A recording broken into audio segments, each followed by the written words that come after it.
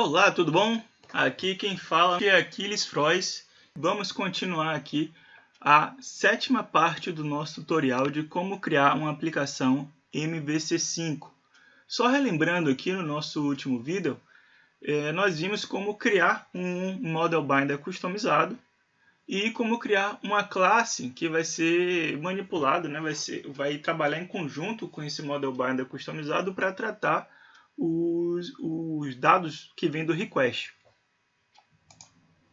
E aí esse processo desencadeou uma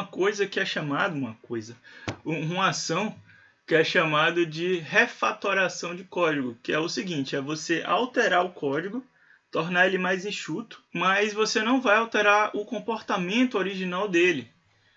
Essa refatoração começou na remoção da lógica que estava aqui do tratamento do request. Essa lógica foi transferida aqui para o parâmetro de paginação, que trabalha em conjunto aqui com o Model Binder que a gente criou, ok?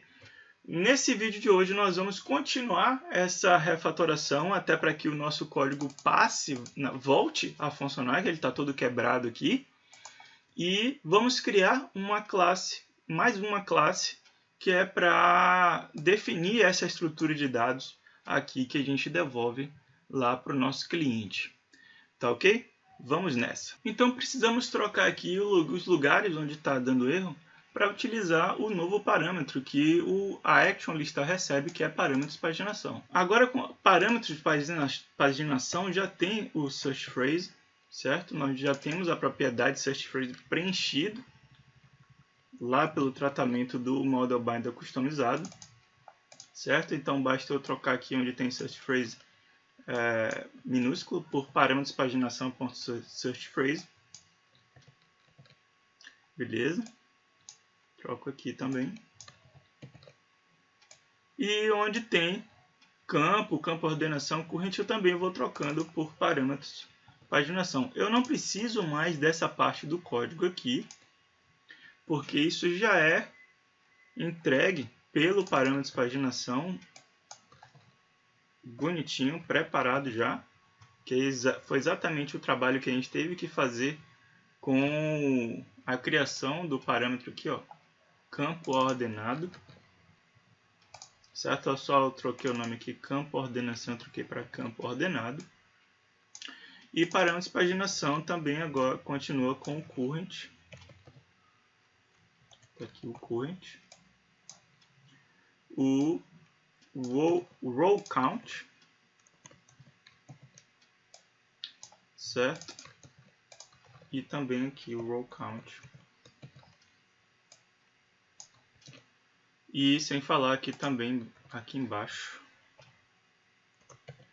current e o row count aqui. Beleza. E aí, a nossa action listar volta a funcionar só fazendo essas alterações, ok? Mas a gente vai além disso para deixar a nossa action listar o mais enxuto possível. Porque a ideia de uma action não é fazer nenhum processamento de dados. A ideia de uma action, de um controller, é simplesmente servir de meio de campo. É receber uma solicitação e passar para alguém a responsabilidade de fazer o tratamento daquela solicitação e devolver a resposta correta para aquela solicitação ali, certo? E a nossa action aqui está fazendo bastante coisa. Né? Ele tá fazendo mais do que ele deveria. Ele não está simplesmente só recebendo a solicitação, ele está também tratando aquela solicitação e no final das contas, além de fazer o tratamento, ele também está devolvendo a resposta para o tratamento daquela solicitação. Uma das coisas que a gente vai fazer aqui, como eu já tinha dito no vídeo anterior, é fazer mais uma classe que vai empacotar essa resposta aqui que vai ser entregue para o usuário. Então vamos começar criando essa classe nova chamada de dados filtrados. Nós vamos fazer essa classe aqui também na pastinha ViewModels. Clico com o botão direito aqui em cima da pasta ViewModels.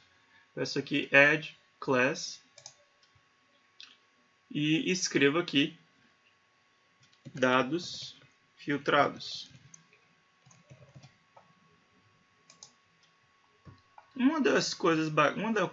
uma coisa legal que a gente vai utilizar aqui nesses dados filtrados é o tipo dinâmico do C#. Porque esses dados filtrados aqui, eu quero que eles sejam o mais genérico possível, para retornar um registro, para retornar uma coleção de registros, que retorne uma coleção de livros, uma coleção de gêneros que nós temos aqui na nossa aplicação também, certo? Então, eu não quero deixar ele com um tipo fixo, eu quero deixar ele dinâmico. E para isso, nós podemos fazer aqui uma propriedade do tipo Dynamic, com o nome de Rows. Daqui a pouco você vai entender melhor porque eu estou nomeando esse parâmetro como Rows. E coloco mais 3 propriedades também aqui. Uma propriedade int chamada current. Outra propriedade int chamada row count. E por fim, mais uma propriedade int chamada total. Se você observou, eu não estou seguindo o padrão de nomenclatura das propriedades em C#, que diz que as propriedades têm que começar com letra maiúscula, certo? Mas por que eu não estou fazendo isso? Porque essa classe aqui, ela vai ser serializada em JSON aqui no momento que a gente retornar os dados filtrados aqui em formato JSON. Se esses caras aqui estiverem com letra maiúscula, ele vai serializar também com letra maiúscula e você pode ser que essas propriedades não sejam entendidas pelo jQuery Boot Grid, já que o JavaScript também é uma linguagem case sensitive. Já que eu estou retornando aqui, eu vou aumentar aqui o zoom no código. Se eu estou retornando row, current, row count e total aqui, eu tenho que criar uma classe que vai ser serializada e vai manter essas propriedades, que é exatamente dados filtrados. Ok? Então, já que eu tenho dados filtrados aqui agora, eu não preciso utilizar uma classe anônima. Eu posso chegar aqui agora e fazer dados filtrados, criar uma variável também chamada dados filtrados.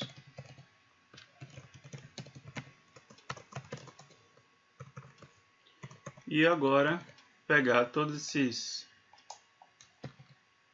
essas atribuições aqui que eu fiz e jogar aqui diretamente em dados filtrados. E ao invés de eu fazer todo esse new de objeto anônimo ali no return JSON, eu posso simplesmente fazer JSON dados filtrados, JSON behavior allow get. Só que eu quero agora ir além dessa refatoração, porque esse código que você está vendo aqui agora é algo idêntico ao que já está no GitHub, certo? Eu quero ir além no sentido de refatorar ainda mais essa action e deixar essa action ainda mais enxuta e realmente fazer com que ela simplesmente seja responsável por receber a solicitação, passar a responsabilidade para quem quer que seja e devolver a resposta para aquela solicitação. Eu vou começar criando um vínculo entre a classe dados filtrados e parâmetros de paginação. De que forma? Eu venho aqui em dados filtrados, crio um construtor, setor tab, recebo como parâmetro aqui em dados filtrados parâmetros paginação,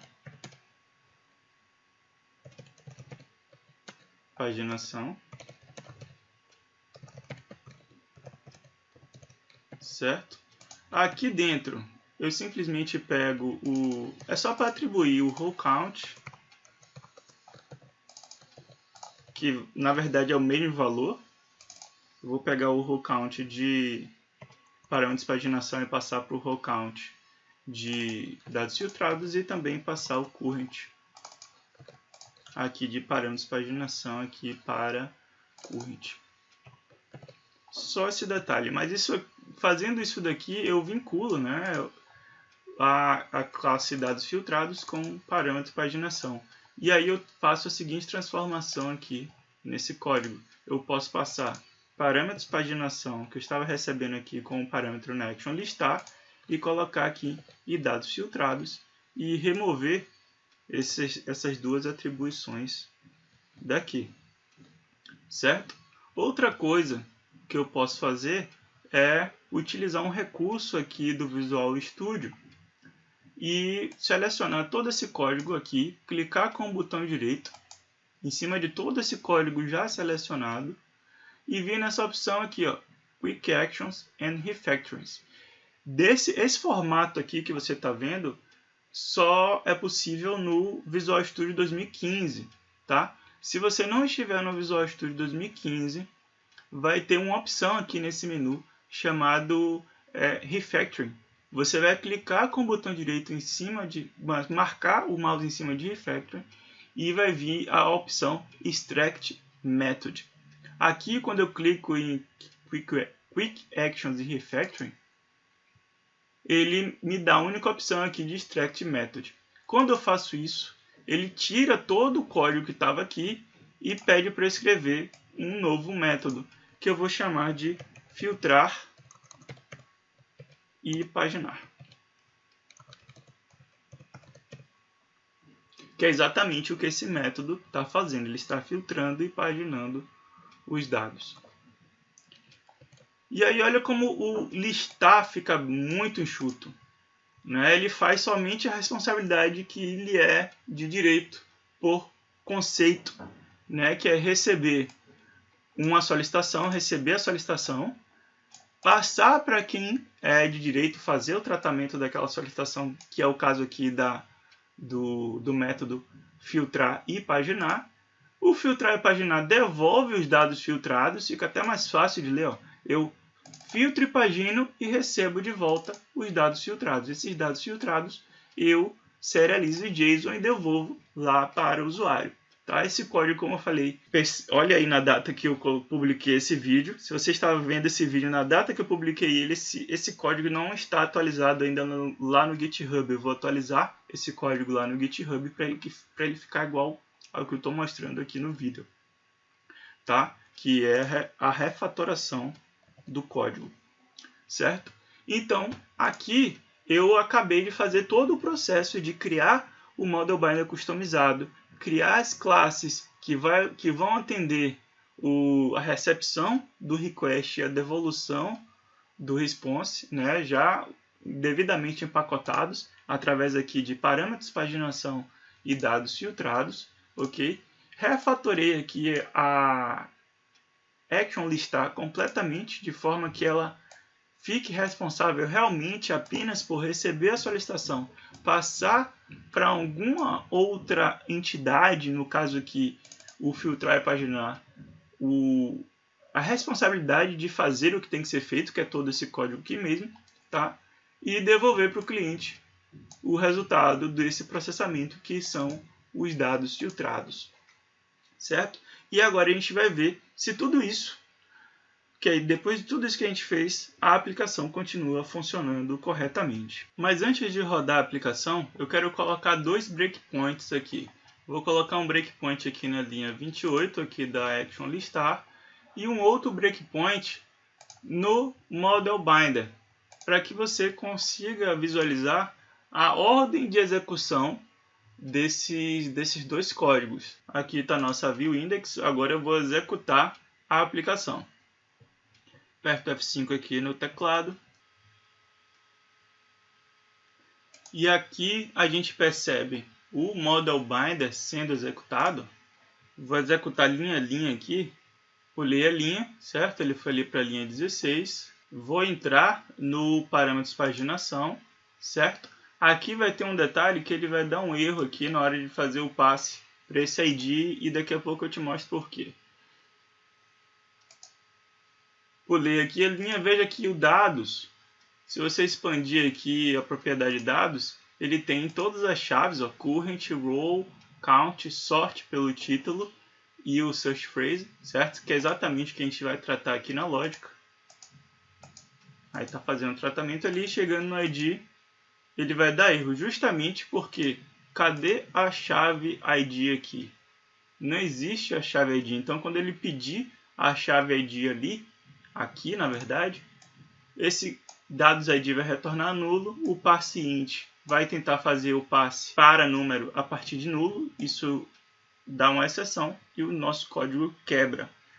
Isso aconteceu porque eu acabei seguindo o exemplo do jQuery Boot Grid sem prestar atenção de que o exemplo que ele estava dando não era adequado à minha necessidade.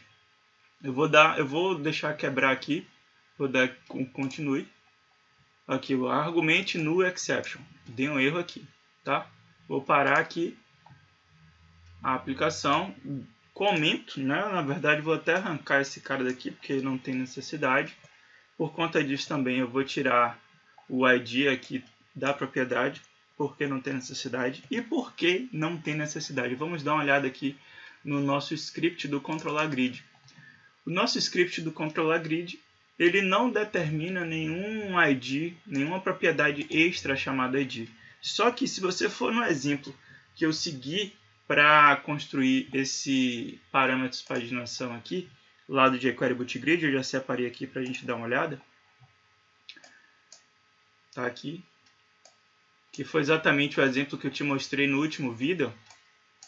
Que foi o exemplo aqui, eu mostrei aqui o request que ele envia para a gente, ó, que é exatamente esse request aqui, e falei do ID aqui, que tem que fazer o tratamento desse ID aqui também, mas só que eu não tinha me atentado para a questão de que esse ID que ele colocou ali é simplesmente um exemplo de que você pode colocar um parâmetro customizado no caso de enviar dados pelo jQuery Boot Grid. Então, como a gente não tem aquele ID ali, porque é um exemplo específico aqui dele, não tem necessidade de a gente fazer o tratamento do nosso ID aqui.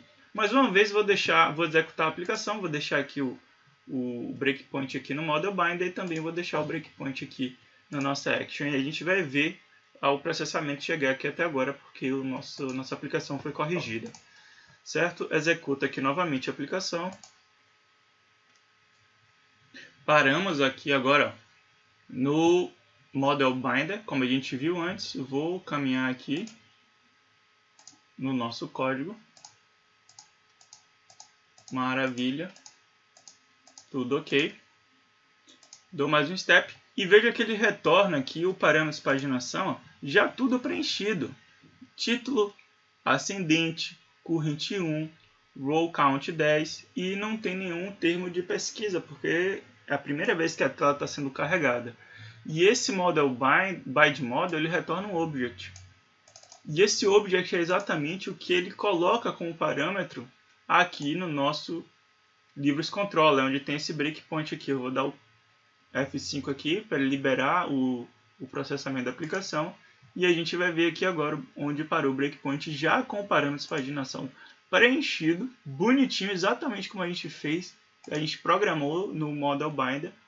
E o filtrar e paginar é executado. Vou liberar aqui a aplicação, porque essa parte do código a gente já conhece. Está aí o nosso dado, os dados dos nossos livros carregados, certo? Parou aqui porque fiz um novo request, parou de novo aqui. Vou tirar o breakpoint, dar o continue. Vou tirar o breakpoint aqui também, dar o continue. Voltar lá na nossa aplicação e está aí a nossa grid funcionando.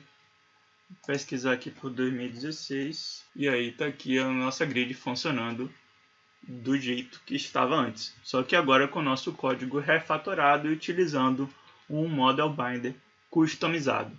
Tá ok? Espero que você tenha gostado desse vídeo.